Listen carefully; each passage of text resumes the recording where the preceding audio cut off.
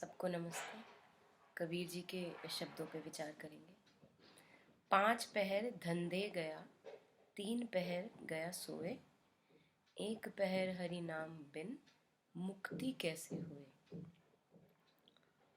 कबीर जी कह रहे हैं कि तुम्हारा जो सबसे ज़्यादा समय है वो जाता है धंधे में।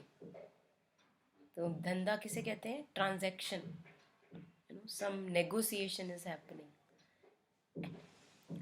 तुम मुझे इतना दो, मैं तुम्हें इतना दूंगा।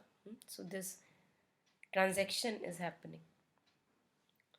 So this is not only a reference to all the work, office work or business that we do, that I give this much of hours to you, you give money to me.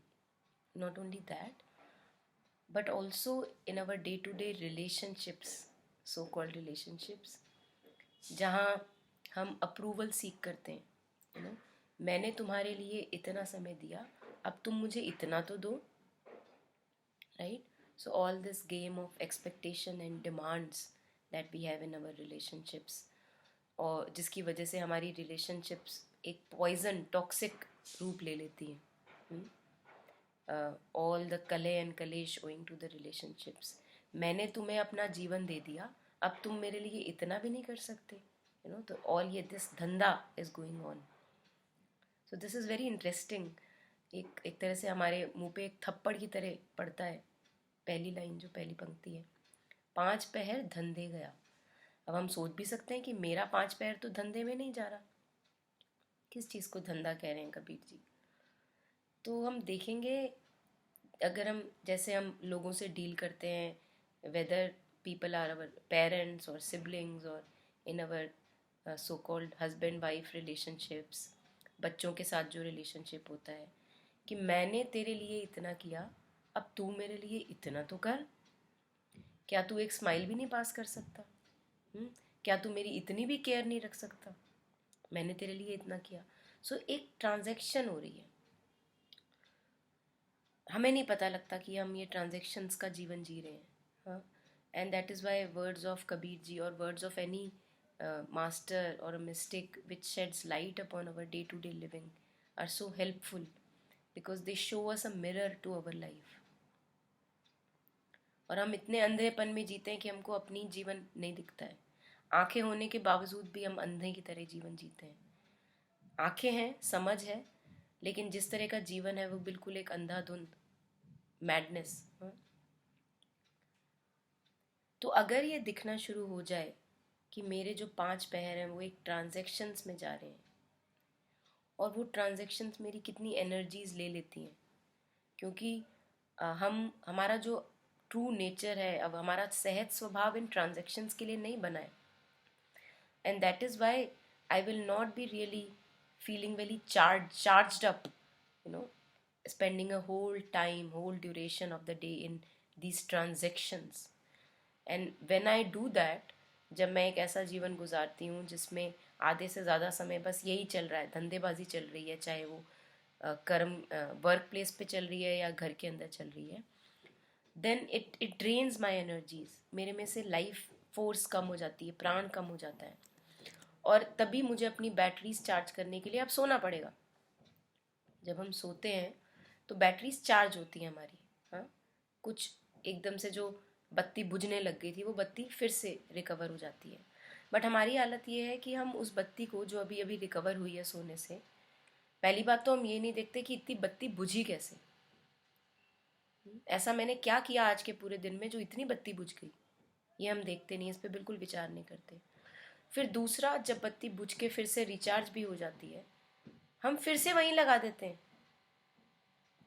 हम फिर से अपनी जो पूरी energy है same प्रक्रिया में, same transaction में, सेम धंधेबाजी में लगा देते हैं।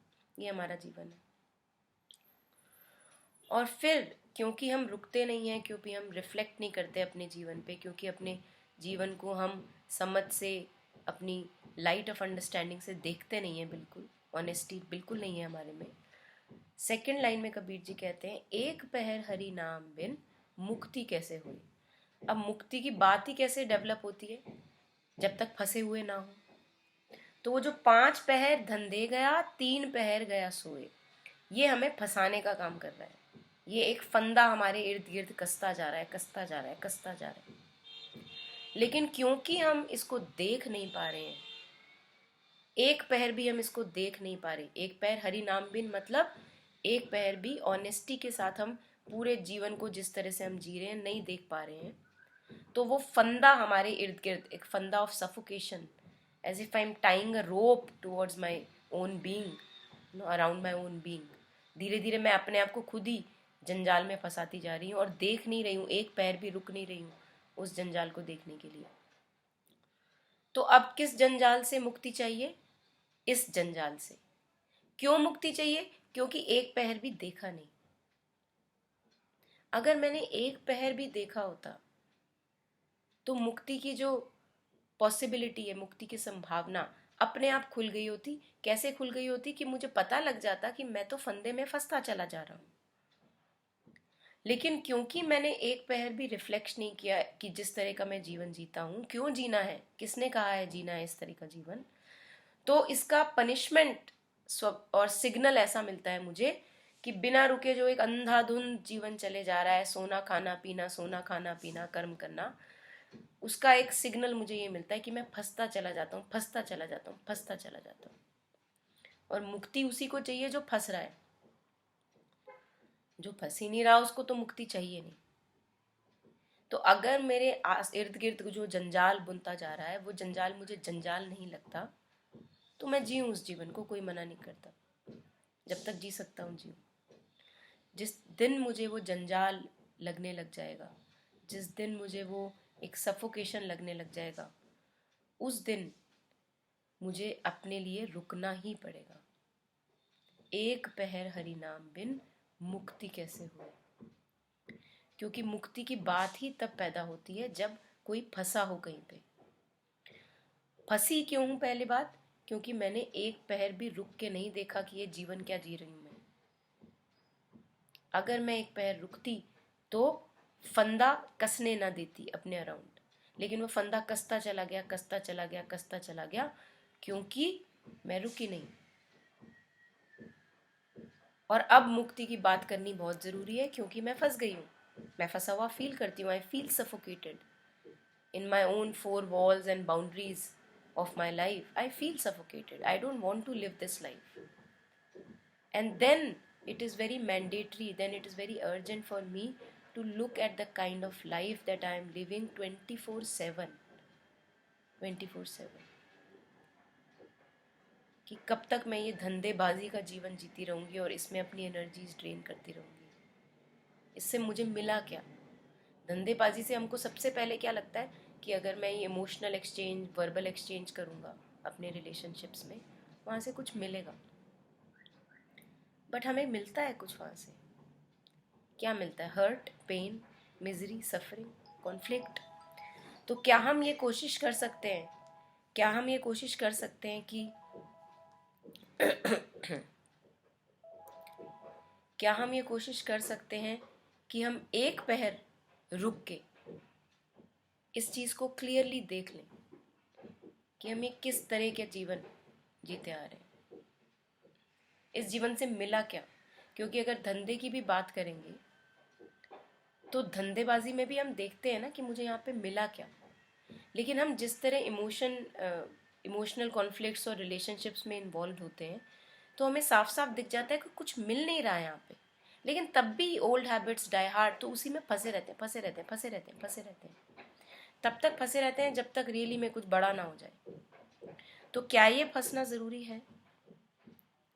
कब तक मैं फंसा रहूँगा इस जीवन में? अगर हम इन चीज़ों पे एक पहर भी रिफ्लेक्ट कर पाए, दैट इज़ हरि नाम। हरि नाम is an honest sincere observation of my life. तब मुक्ति की कोई संभावना पॉसिबल होती है। अदरवाइज तो जो चल रहा है फिर वही चलेगा। तो इन चीज़ों पे अगर हम विचार करना चाहें, इन चीज़ों को अगर हम थोड़ा और क्यों करना चाहेंगे विचार? क्योंकि अगर मुझे लग रहा है ये मेरे लिए ज़रूरी है। अदरवाइज़ अगर अभी भी जीवन डेकोरेशंस में बहुत खुशहाल है तो कोई नीड नहीं डेवलप होगी चिंतन मनन करने की कि किस तरह का जीवन और कब तक जीते जाना है इसी तरह का जीवन. क्या कोई सार्थक जीवन पॉसिबल है? So again, these are just a few dots of reflection, and feel free to delve more and deeper into these through lines.